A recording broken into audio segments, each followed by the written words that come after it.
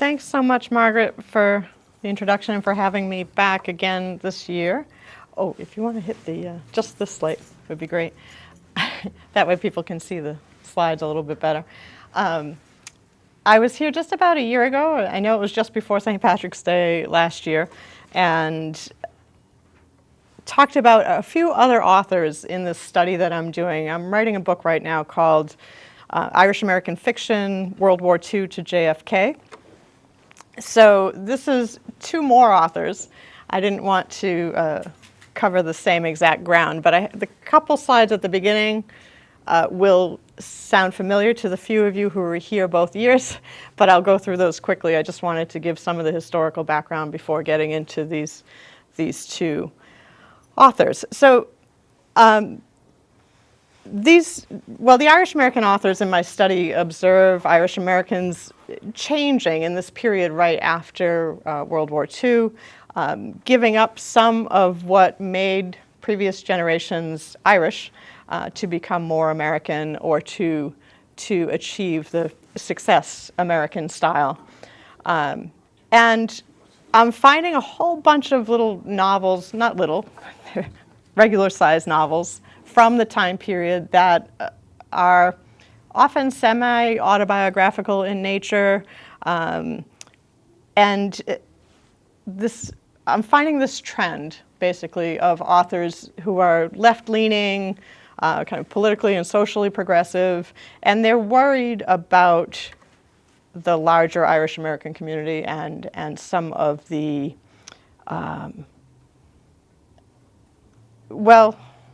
more conservative views that they're taking on in the name of preserving the wealth that they've now achieved, and also in the name of being respectable Americans.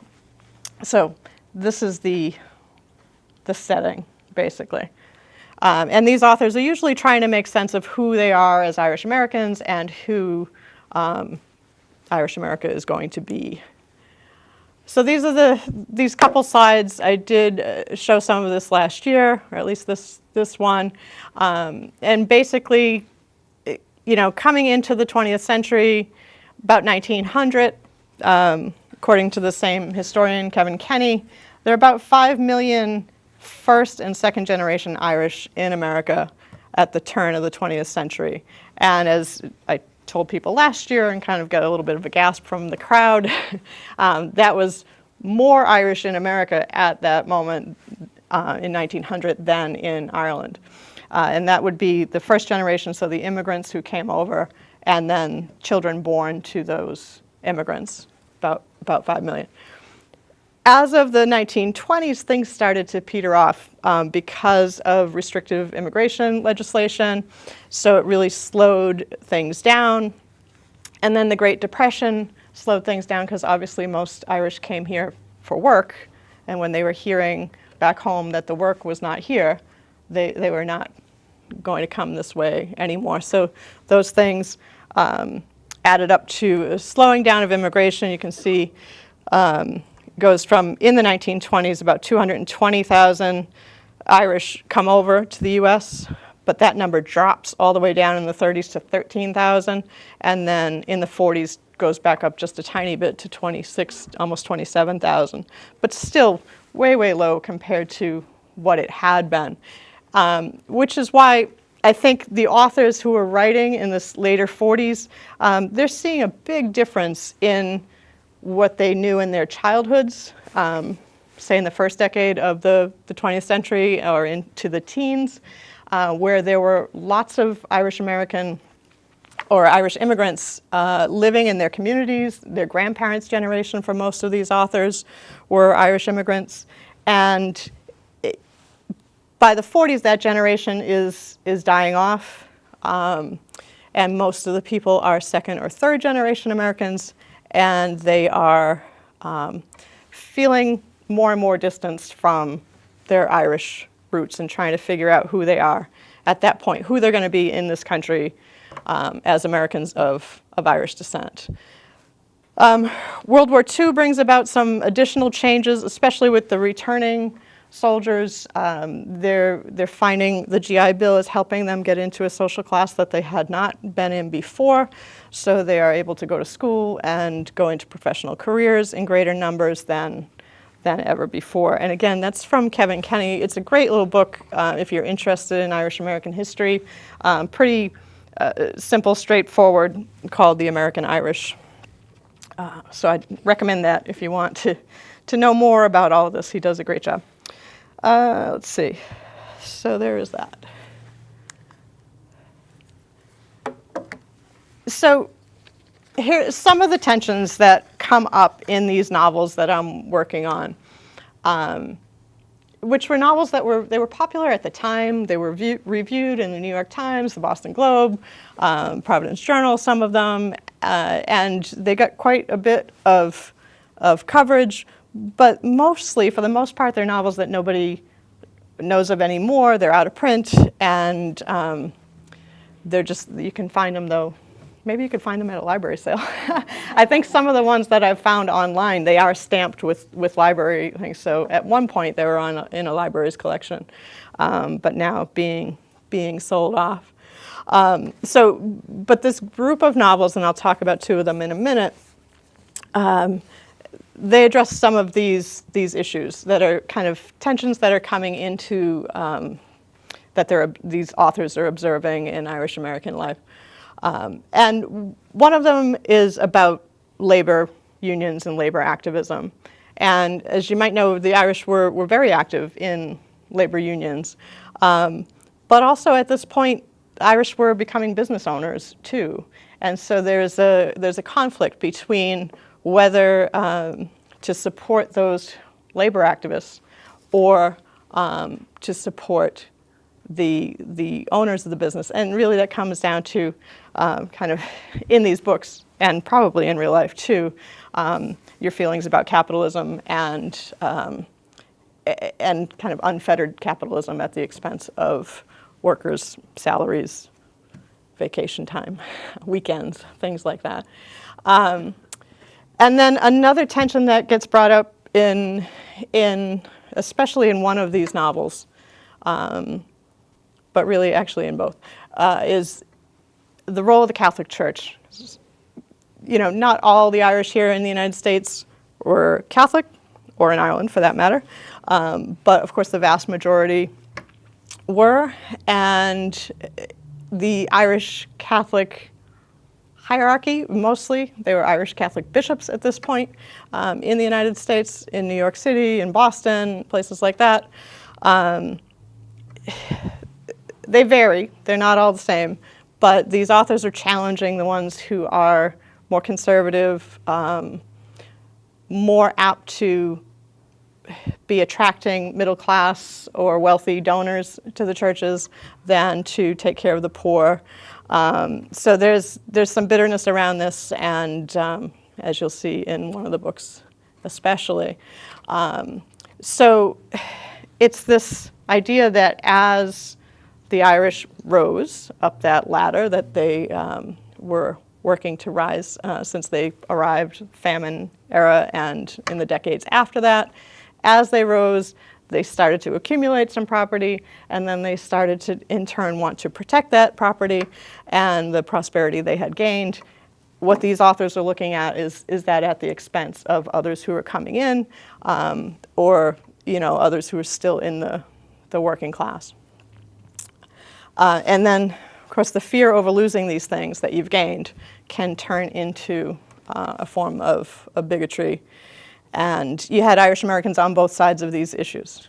And the protagonists in the novels are usually, like the novelists themselves, kind of the left-leaning, pro-labor,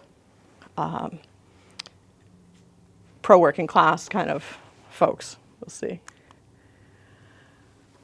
So these are the two novels I want to talk about today, and that picture jumped up a little higher than it was earlier when I looked at this slide, but that's all right. Moon Gaffney, which is by Harry Sylvester, and Lace Curtain by Ellin Berlin. And I'm going to talk about each of those authors in a second. But I just want to talk about, yeah, I've gone off script. A little more background, I guess, on that time period. The other thing that's happening just after World War II, you have a second Red Scare. So you had it in 1919, 1920 time period when the authors I'm talking about here would have been in their teens, late teens. And then you have it again at the end of World War II where, folks are worried about Russian aggression in Europe and about communism taking over outside of there. And this is a big fear that you see come up in the rhetoric used by the more conservative kind of characters in the books. So the authors would have known about this from earlier in their life, from their childhoods. They would have been well versed in the fears around communism and socialism. But interestingly, in between, you have the Great Depression where there's another great book, Voices of Protest, Huey Long, Father Coughlin, and the Great Depression by Alan Brinkley, where he talks about how in the 1930s, the Catholic Church actually was much more socially progressive and advocating for the government to intervene and in measures like the New Deal to help the poor and the working class out of the rut that they're in. So Catholic leadership at the time called for a combination of federal programs and employer responsibility to keep people out of abject poverty. And there are these papal encyclicals that they're basing, the bishops who are in favor of like New Deal legislation are basing their thoughts on, that talk about the dignity of all human beings and the dignity of workers. So there is a papal encyclical in 1931 urging believers to follow the teachings of St. Thomas Aquinas, quote, to oppose the unjust economic conditions that had created the present crisis. So there is Catholic theological backing for helping the poor, which shouldn't have to be explained probably, but there was great controversy over that. The business owners were then turning around and saying, who are you to tell me what I can and cannot pay my workers, and that kind of thing. So you've got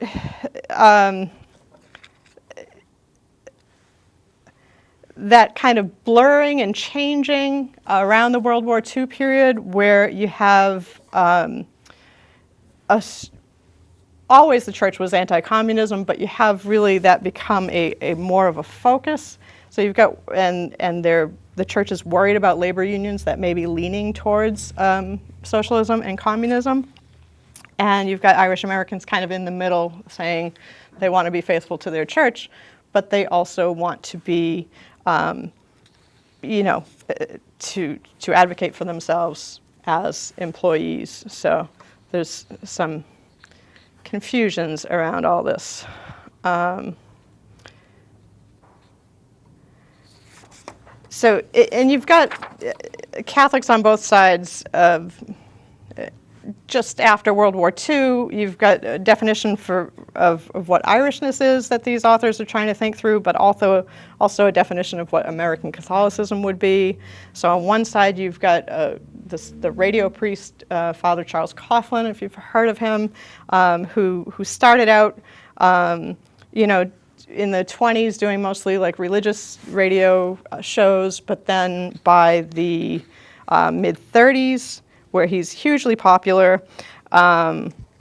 he starts to do these anti-Semitic rants and just becomes sounding more and more paranoid and lashing out against the international bankers. Of course, he's blaming that on Jewish people who would be out to kind of take over the American economy and all of this. He had a huge following in the 30s,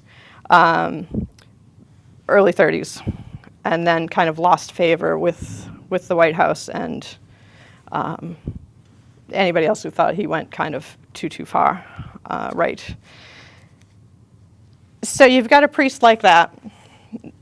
Then you've got socially progressive bishops, but you've also got someone, a lay person named Dorothy Day, who was a convert to Catholicism, but she was, well, she's actually now being considered for sainthood at this point. And during her lifetime, started with others the Catholic worker movement and ran shelters. She lived in the shelter she ran in New York City, lived basically by a vow of poverty, though she didn't take vows, so to speak. And she becomes a model of the kind of Catholic, especially in this Moon Gaffney book, which I'll get to in a second, that that a progressive, socially progressive person might want to emulate. So these two novels, you find all of these trends, all this historical stuff filtered into the imaginations of authors such as Harry Sylvester and Ellin Berlin. They're both leftward-leaning in their political and social views. In Sylvester's Moon Gaffney, Dorothy Day actually appears as a hero who seems destined for sainthood, as she might rightly be. And Harry Sylvester, the author, actually knew her in real life and had a correspondence with her, and probably did, as Moon Gaffney does in this book, probably did go into the Catholic worker shelter and volunteer there as well. And then in Lace Curtain, it references radio priests who are these bigoted, outlandish figures. It never names Father Coughlin, but probably he would be the one that someone in this time period would have been thinking of as a, you know, a bigot and a bully, basically. The heroes in these books often face an uphill battle with few allies in the cause for social justice. They're set in opposition to those who are greedy and bigoted, and who are those greedy and bigoted folks are painted as false Christians, Christians in name only, basically, they've forgotten their immigrant roots, they've turned their back on their working class roots, and to some extent their Christian teachings as well. So all this historical background provides this context for understanding these two novels. The authors here are asking their readers if they'll forget the poverty from which they came now that they've gained some political and economic power in the United States, and they're asking if they'll forget what it means to be Irish and what it means to be Christian as newer immigrants and other racial and religious minorities face oppression and poverty. So just a quick glance at these covers for a minute. I mean, most of you have probably heard the term lace curtain in reference to the Irish. And I think if you look closely enough, they probably feature, obviously it's in the lace curtain cover, but I think you see some lace curtains in the windows there, and a very well-dressed man coming down the front steps of this apartment building in New York. Presumably, probably the title character, Moon Gaffney, who's a young lawyer, and does descend the steps of his parents' apartment building a couple of times in the novel. The lace curtains, you know, represent a separation. To some extent, they represent the status that the Irish have gained in the country by this point, and also kind of a distancing oneself from one's neighbors, maybe, but also, and this air of respectability and wealth that was important at this point. Okay, so I know Lace Curtain, this kind of looks like a mystery novel, the way the shadowy figure is in the background. It's not. It's more of a coming-of-age story and a love story in some senses than mystery. It's an interesting cover choice. But I think she's putting the lace curtain there. There's actually a mixed-faith marriage in the book, and I think the curtain is probably showing the divisions between husband and wife. That's my take on it anyway. So we'll take a look at these two authors a moment. So Harry Sylvester, born in 1908 in Brooklyn, was the son of a Jewish-American father and Irish-American mother. Harry's grandfather, Jeremiah Curtin, was born to Irish immigrant parents in Canada, and just a couple years after they came over, or maybe within the year after they came over. Jeremiah Curtin's born in 1850 in Canada, so his parents would have been part of that famine immigration. And sadly, Jeremiah's father dies in 1852, so just 2 years after Jeremiah was born. So you can imagine that life was probably tough for the Curtins, with the mom, I think 3 of his older siblings were born in Ireland, so they brought them over to Canada, and then another, Jeremiah, and maybe one other born in Canada. So she had her hands full with the husband who died soon after. Somehow, we don't have this information, but somehow Jeremiah ends up in Brooklyn, where he has his own family, including Harry's mother, Margaret. All 3 of Jeremiah's children are born in Brooklyn. And by the way, I should say that all of this information, or much of it, comes from the Georgetown University Library. They have Harry Sylvester's papers in their archives, so I spent a couple days there in the fall to go through loads of personal correspondence, and he has actually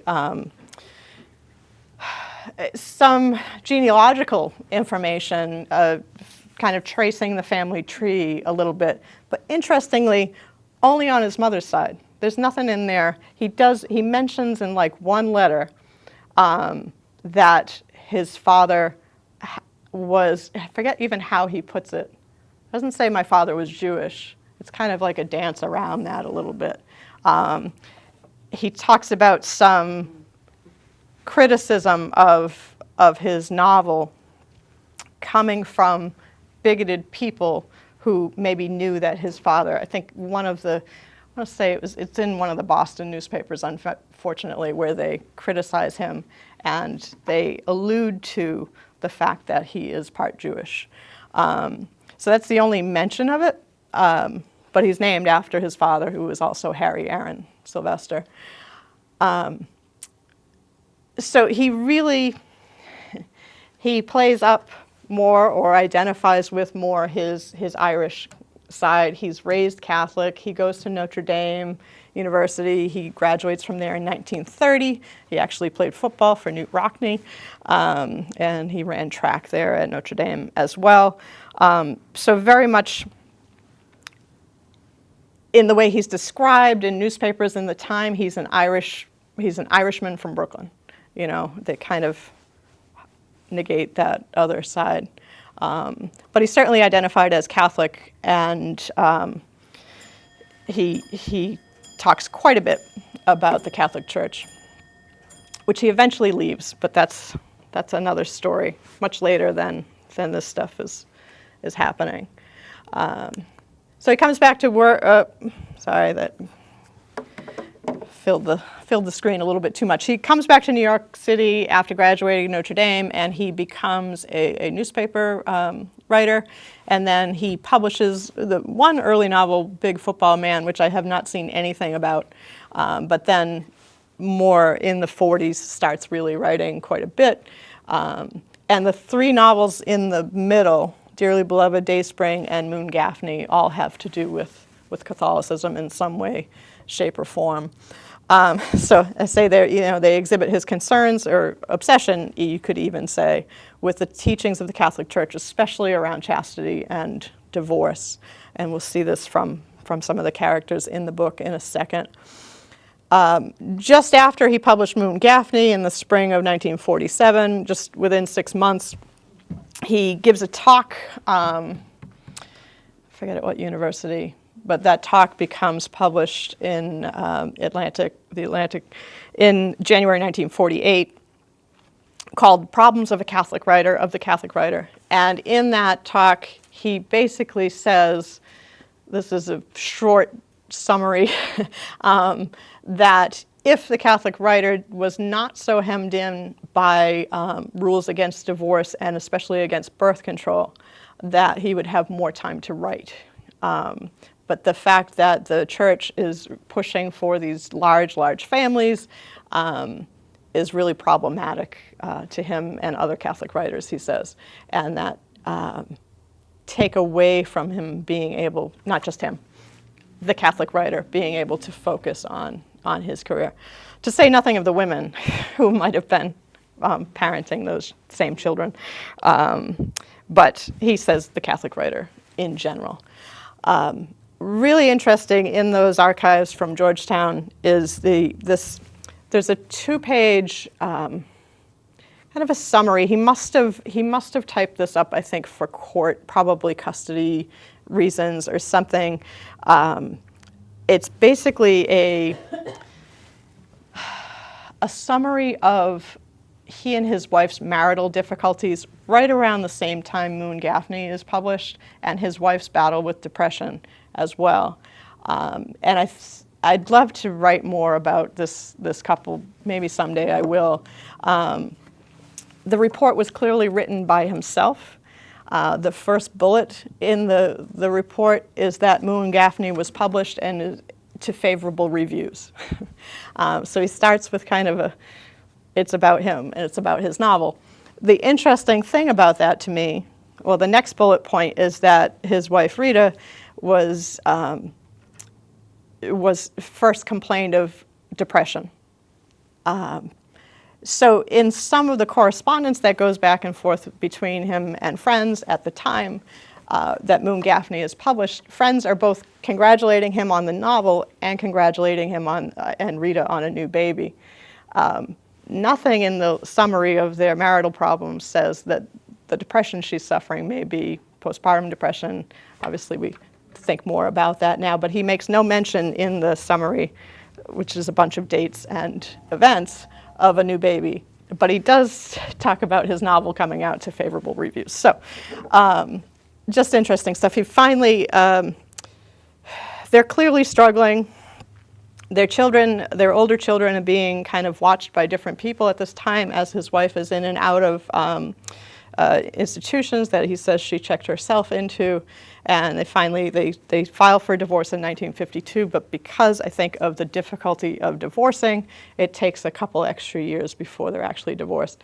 And I put that in with his writing just because he brings that up as an issue that prohibits him from being able to write.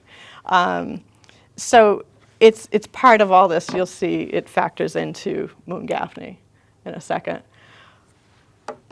So Moon Gaffney is a novel. The actual protagonist's name, his first name is Aloysius. I'm not sure where the nickname Moon comes from, but it's a novel about this young man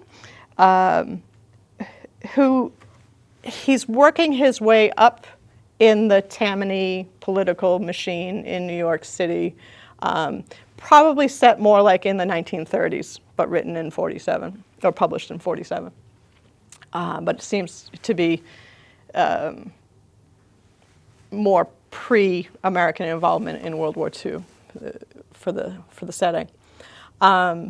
So Moon is like a young politician on the rise. He's a lawyer by training, but he's basically an errand boy at the point that the novel opens up for the boss, who's not named, but clearly in charge of the political machine running New York City at the time.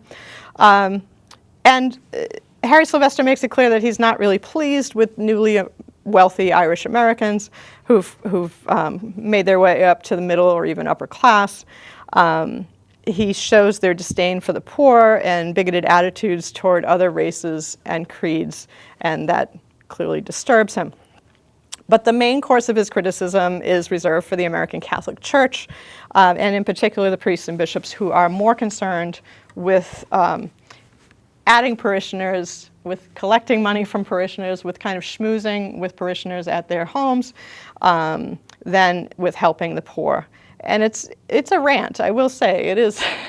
It's a rant of a novel, but it's interesting nonetheless.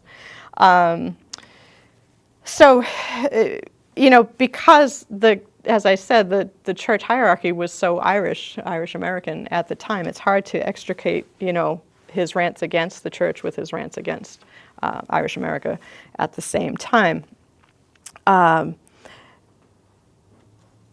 So any fault with the direction of the church could be laid squarely at the feet of its Irish American hierarchy, and he does that with a vengeance. But the interesting thing to me, I think, is that his criticism for the church comes out of a love for what it once was or what he thinks it should be, and respect for the core principles of Christianity. So reading between the lines of his, these overdrawn, sometimes portrayals of somewhat evil clerics, you can find a blueprint for the direction that he thought the church should go if we were to get back to the core values of Christianity. And he saw the best of Catholic Christianity happening already in Dorothy Day's Catholic worker home. So it was there. It was, there were priests also who were for the poor and for these principles that he thought the church should be for, but it was the leadership that was at fault in most of this. Let's see. So he also saw Christianity at work in the labor movement in its mission of uplifting the working class and treating all human beings with dignity. There's a character in the book, Bart Schneider. He's not the main character. Moon Gaffney is the main character. But Bart Schneider is one of the people who starts to change Moon Gaffney's mind. And Bart Schneider sounds an awful lot like Harry Sylvester. He's Jewish on his father's side. He's, you've got Sylvester, you've got Schneider. He's Irish on his mother's side. He's a graduate of Notre Dame where he played football. All of it sounds an awful lot like Harry Sylvester. And Schneider is the first one to start voicing some of these complaints, but he introduces Moon to this guy, Ed Galvin, and other people at the Catholic Workers Shelter. So Ed Galvin tells Moon, you can't go into a Catholic church in the city on Sunday, particularly in Brooklyn, but what they're talking about collections or fornication or having more children. I can't remember the last time I heard a sermon on charity, and charity is the keystone, the touchstone of Christianity. And this, I just took out one representative quote. There's quite a few quotes like that in the book from Schneider, from this guy Ed Galvin, from others who are really upset that the church is not so interested in advising people against, say, hating others for their race or their creed and things like that, or for talking about uplifting the poor or whatever, all these messages that they feel the church should be working on, instead of always to these characters, and to Harry Sylvester, really, if you read his letters and stuff too, focusing on issues of sexuality, chastity, and prohibiting divorce and birth control, and so on. The other issue that comes up as a problem with both some of the Catholic priests in the novel and just the Irish Catholics who have obtained some sort of material prosperity is the bigotry. So another character, George Hennessy, a clerk of courts in Brooklyn with upper-class pretensions, he shares the common belief among the middle and upper-class Catholics of the time that unions are overrun with communists. And George tells Moon that the union his lawyer's son-in-law is representing is a disgrace to the family. And he says it's led by, quote, Jew communists. And George goes on to explain that unless we meet, this is a quote, unless we meet the Jew problem as it should be met, the existence of Holy Mother Church, our own very lives, will be threatened. And so he's echoing a line of thinking from such sources as Father Coughlin, the radio priest.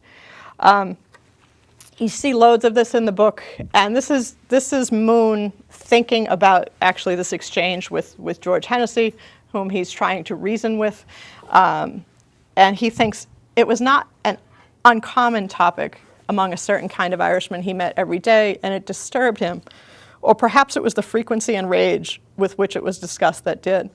He remembered his father speaking of what flannel-mouthed fools some Irish were For the old man felt that if a persecution started, the Irish would follow the Jews as its object. And this is what, makes me think this is pre-World War II. It's before they fully could understand what this kind of rhetoric would lead to, as it did. And interesting, in all of these novels I'm dealing with, just about all of them, there's an older Irish immigrant character. Usually it's a grandfather. In this book only, I think, is it a father figure who is much more reasonable, much more understanding of that, oppression for one group is just as bad as oppression for another group. And they understand, coming from a working class or a poor immigrant background, that we shouldn't be then turning this hate that was directed at us onto other groups. So usually it's a grandfather. You'll see that in Lace Curtain it is a grandfather.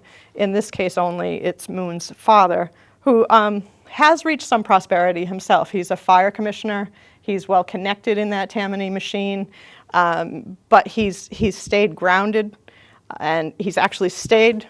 That's why that apartment building picture is important. He stayed in Brooklyn, where the other fire commissioner, it said, moved to like a Park Avenue penthouse kind of thing. So we don't see enough, I don't think, of Moon's father in the book, but he's a important character to represent another kind of Irishness, that understood that oppressed people should work together instead of against each other. So I'll just go on here to our other author, Ellin Berlin. And she does pronounce it Mackey. That's what I've read, that it looks like Mackay, I know, but the family apparently pronounced it Mackey. Another fascinating character, and her last name may sound familiar to you. She is the wife of Irving Berlin. They were married for 62 years after a very contentious start in which she was disinherited from her Catholic family for marrying the Jewish immigrant Irving Berlin. But before all that, she was born in Long Island. These people were beyond Lace Curtain. They were the richest of the rich, in fact, because her grandfather, John William Mackey, who was an Irish immigrant to the U.S., came over and worked in California in the gold mines for a while, then went to Nevada, where he was among the few folks who struck the silver in the Comstock lode. He invested that money very wisely. He invested it in a transnational telegraph, I believe the first one, and was a multi-millionaire. I think some sources say billionaire before young Ellin came along. So I'll talk about Lace Curtin in a minute and how she sees the tensions of this. Her own family was another mixed faith family. Her mother was kind of old world, old money, I should say, Protestant, old New York Protestant elite. She was a writer herself, Catherine Dewar Mackey. And the father's family is really interesting. So Clarence Mackey, Irish Catholic, Irish-American Catholic. The John William Mackey and his wife Louise, when they first got so wealthy, thought maybe they'd be accepted into New York society because they had so much money. Turns out that was not the case. They were still looked at as the lowly servant class Irish, no matter how much money they had. So they actually took off to Europe. They lived in Paris. I think they lived in England for a while, where they cavorted with royalty, and the money mattered there more than their Irishness. And actually, Clarence Mackey, when Ellin is in her 20s, she's already kind of dating Irving Berlin at this time. Clarence Mackey hosts the Prince of Wales the then Prince of Wales, at their estate in Long Island. And Ellin dances with him, but sneaks off and says, you know, I need to call this guy I'm dating. If you distract my father, I can go call this guy. So the prince at the time was very amused by young Ellin, who was the only woman in America that wasn't, like, you know, trying anything she could to marry him. She wanted to go call her boyfriend. So Ellin starts writing before she marries Irving Berlin. She is a debutante, as you see here in the picture, and she's in the high society New York scene, and she starts writing witty little pieces. There's a piece on why she prefers the cabaret to these boring debutante balls and things like that. And so she becomes quite famous, actually, in that world, that style and high fashion kind of world. And I forget the editor's name of the New Yorker at the time, but he credits her with basically saving the magazine. It's kind of a fledgling magazine at the time. And her piece on the cabarets was so popular that he gave her a lifetime subscription to, it made the New Yorker trendy, apparently, at the time. So she happens to meet Irving Berlin, who's about 13 years older than her. And when she's in her 20s, they fall in love, and it's a real love match. They, like I said, are married for 62 years, but it does cause quite the controversy, and it was the big tabloid fodder at the time. All the tabloids, or the version of that existed at the time, were at the docks when they returned from their honeymoon. They tried to sneak back in through Canada so that no one would see them, but word got out that they were coming back. So it was this whole big hoopla, and their only comment on it was, "We're very happy," and that was their, like, press release. And but her father kind of disowned her for a bit until, and this is more on this next slide. I talked a little bit about that already. This third bullet, sadly, their son, Irving Jr., died of what we'd call SIDS, or crib death. Now, as a very young infant, he was their second child. And when that happens, her father shows up at the door, and they kind of reunite, basically, in her grief. They had been very close. And that brings them back together. One thing I forgot to mention, which was on the previous slide, you probably saw, was that the mother, Catherine Dewar, left the family when Ellin was about 10. She took off with all this crazy tabloid stuff. She took off with Clarence's, the father's, doctor. He had throat cancer, and she took off with his doctor, which caused quite a scandal then. From that point on, from the time she was 10, her father raised the kids as Catholics, but they had been reared as Protestant before that. Telling you all of this about the men in her life, and I know that's the wrong thing to do for a woman writer, but she does identify first as wife and mother, she says. Their daughter, the Berlin's daughter, Mary Ellen Barrett, wrote a memoir called Irving Berlin, A Daughter's Memoir. And it's really the story of both of them, you know, but obviously Irving was a little more popular. Probably most people know him, I guess, but you know, he wrote some 1,500 songs, and including God Bless America and White Christmas, among many, many, many others that would have been hugely popular from, I think, the 19-teens through the 40s and into the 50s. So pretty much America's most popular songwriter for a good half of the 20th century. So according to the daughter, and the memoir ends up being about the whole family, but according to the daughter, Ellin was very happy to be in her role as wife and mother, and she considered writing just a side venture and not something that should be the focus of her life. So she does put it aside while she's a young mother. She goes back to it a little bit later. It seems to get her through a period of postpartum depression, turning to writing.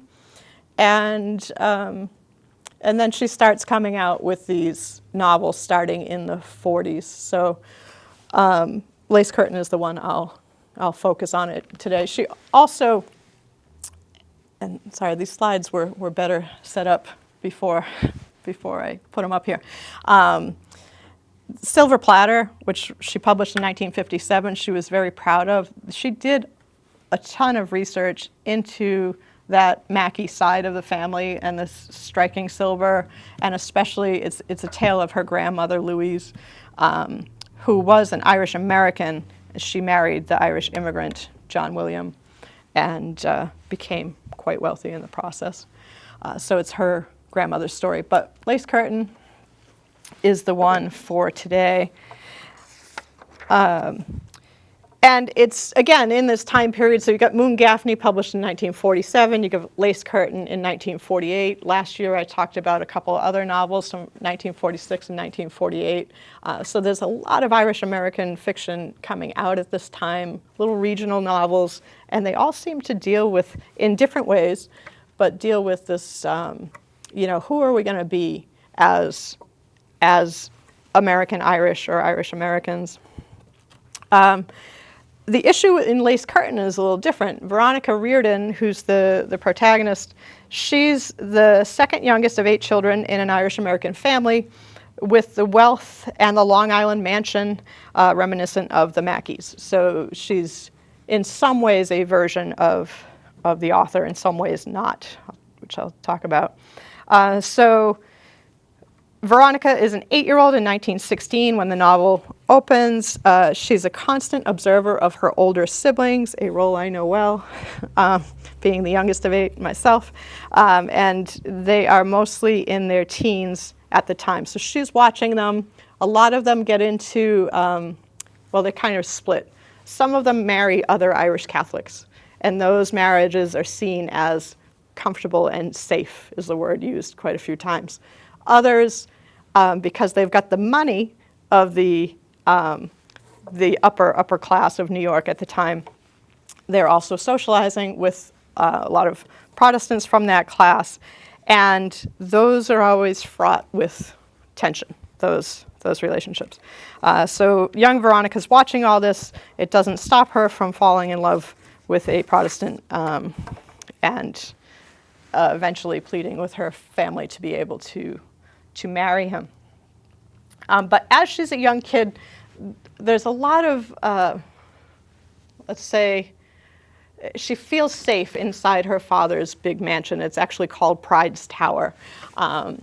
And so she always feels safe there. She feels safe with the other wealthy Irish Catholic families that are kind of around them. There's only maybe 2 others. But these little worrisome episodes keep kind of interrupting her safety. So she's pressured by girls at a skating rink to tell them about being Catholic. They're Protestant girls, and they're doing it in a not so nice way. She knows that they're trying to make fun of her. Another time, a friend supposedly of her sister's, who's Protestant, remarks derisively on the size of their family, the big Irish Catholic family, and so on. So she hears these little things, and it bothers her. Again, she ends up marrying into an upper-class Protestant family against the protests of both families. These 2, Veronica and Jamie, kind of stick it out, and they're made to wait a year, but they do, and they eventually marry. There's still a lot of conflict in that marriage, though they try to keep that out. They vow to each other that they're going to keep their families out of their marriage, but it doesn't work out as well. So this is Veronica thinking about her mother-in-law, who's the Stairs, her husband's family, are descended from a signer of the Declaration of Independence. They go back that far in the elite of New York and the United States. And Veronica thinks, she won't let me forget. I and my people are new. We don't belong to this hierarchy that has presented itself so carefully, that is determined to maintain itself. Our things are bought. She won't let me forget that. We can have taste, we can have money, but our things are bought. She never lets me forget that outward and visible sign of an inward, invisible difference. So interestingly, according to the daughter's memoir, by the time Mackey was growing up, according to the daughter, she wasn't feeling this kind of being outside of the Protestant elite. In fact, her mother was Protestant. They mixed quite frequently with others at social clubs and things like that. But this is almost a flashback to her grandmother's generation, where she actually left the country because she was not welcomed into the upper class. So there's layers of bigotry in this novel, I guess, is what I'm seeing. And you've got Ellin Berlin in real life, married to an immigrant son of Orthodox Jews, and Veronica in the novel married to a Protestant, and that's the big mixed faith issue, is the Protestant Catholic marriage, whereas in her real life it was a Jewish Catholic marriage. But some of the issues overlap. And she has another character in the book whose mother leaves the family, and that causes a scandal, kind of like her own life. She puts that onto a different character, a friend of Veronica's. And there's another marriage in the book that's a mixed faith Jewish and Catholic marriage. A big issue that comes up in the book is one of Veronica's brothers, who is not very stable emotionally. He feels left out, say, of a club that he wanted to belong to at Yale. He's excluded for being Irish and being Catholic and so on. He turns that, what he's feeling, the bigotry that he experiences against himself, onto others, especially Jewish people. And again, this is in the years leading up to World War II that this part of the novel is set. And he's really just a horrible, he says some horrible things. He approves of violence against Jewish people to get them out of New York, because it's funny, the Protestants in the book talk about the Irish taking over New York, and then the Irish in the book talk about the Jews taking over New York. And it's just layer upon layer of this kind of thinking, which she's obviously criticizing here. So one of the voices of reason is Veronica's other brother, Jerome, and he's disgusted by this talk that he's hearing at a dinner party. And he says, I just want to make it clear that what you and Eugene were saying wasn't Irish talk. We Irish have learned to detest persecution. We learned the hard way. It wasn't Catholic talk either. We Catholic Christians remember the founder of our church and his people. And he goes on to tell, he's talking to Veronica's husband's uncle. He goes on to tell him, it is a Judeo-Christian tradition that we're living, and all of this in this longer quote. So you've got always characters on both sides. You've got the bigoted, prejudiced characters, and you've got those who would stand up for other groups, including, again, a grandfather character. He's a grandfather of friends of theirs. And all the kids who are Veronica's age, early 20-somethings, I guess, at this point, are, again, criticizing Jewish people. Their grandfather has a Jewish law partner, and he's come over for dinner. This is after he leaves. They're wishing that he didn't have to come to the house. And old Mr. Shea, the voice of, I would have filled the entire thing with his rant, which is pretty long and great.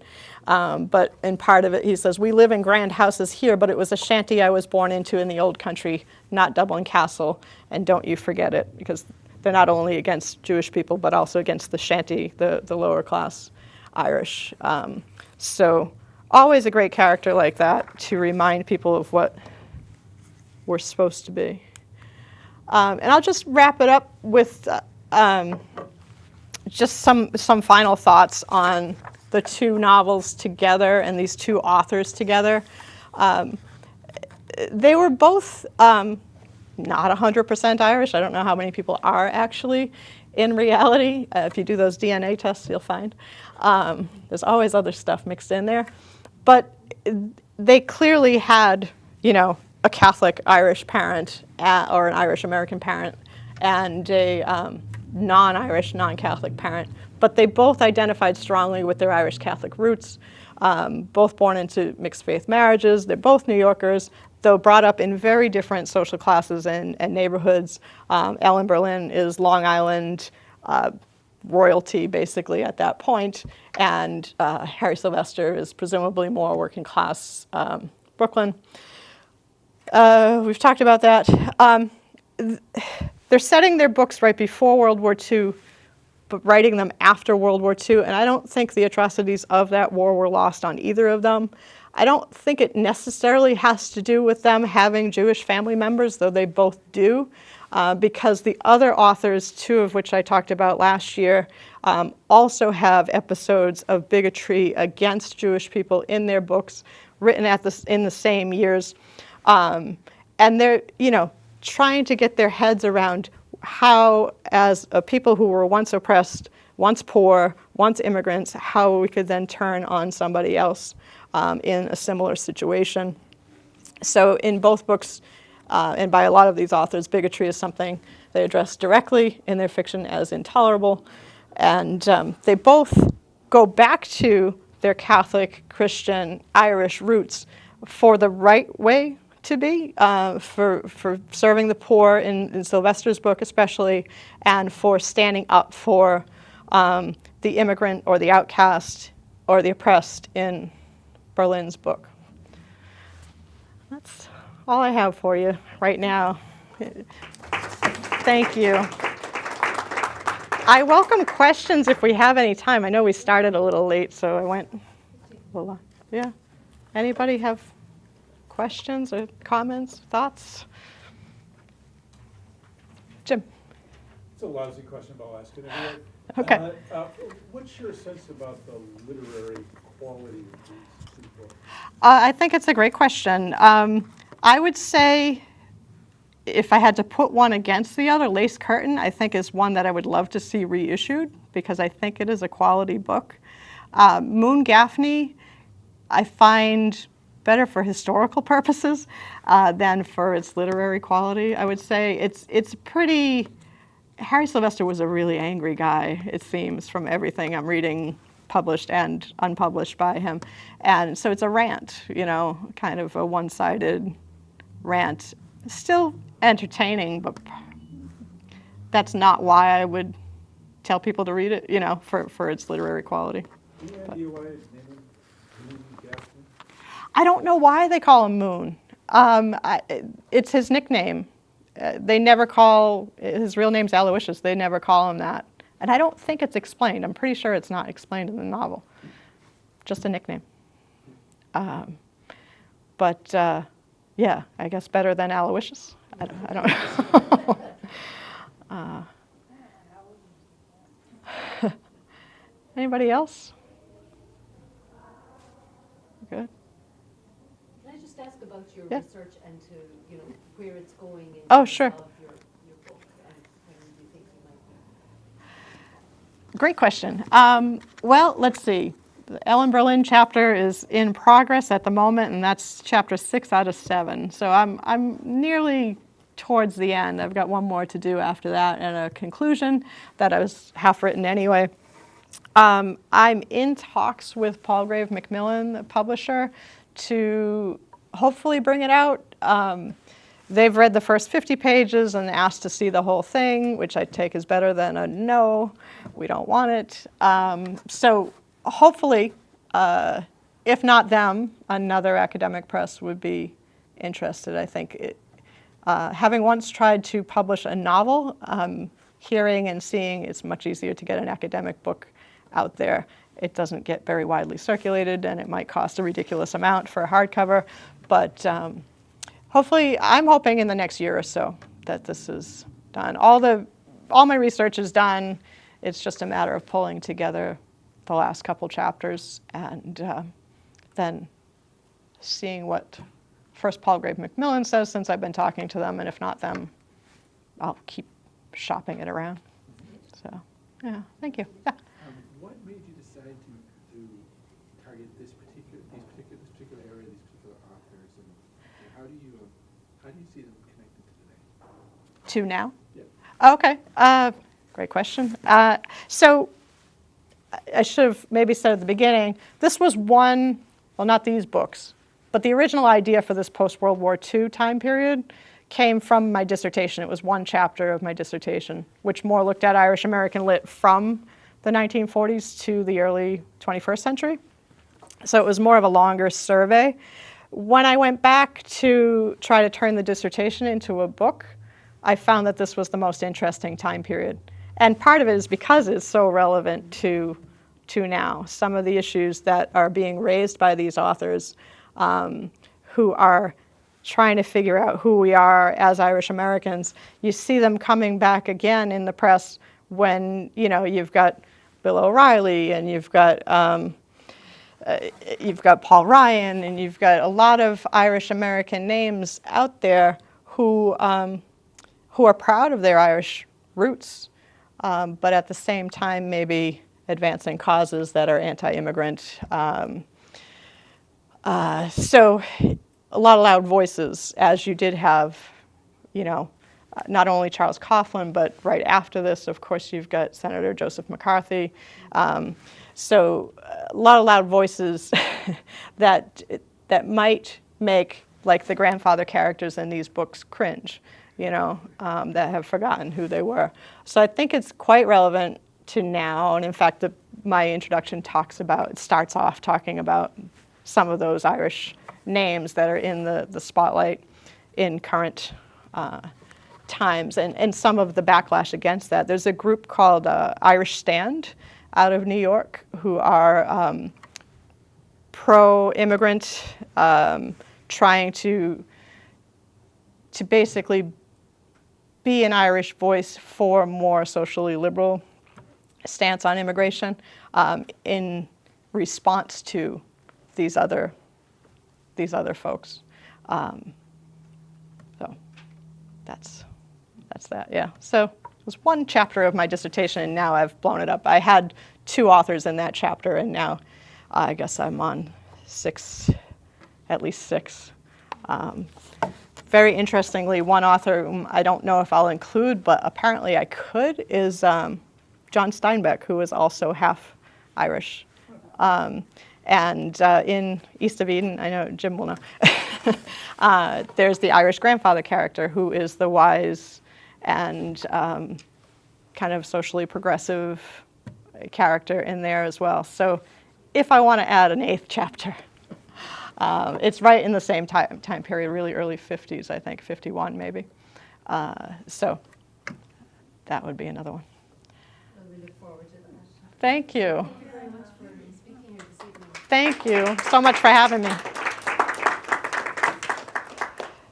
Thanks. Good job, Beth. Thank you.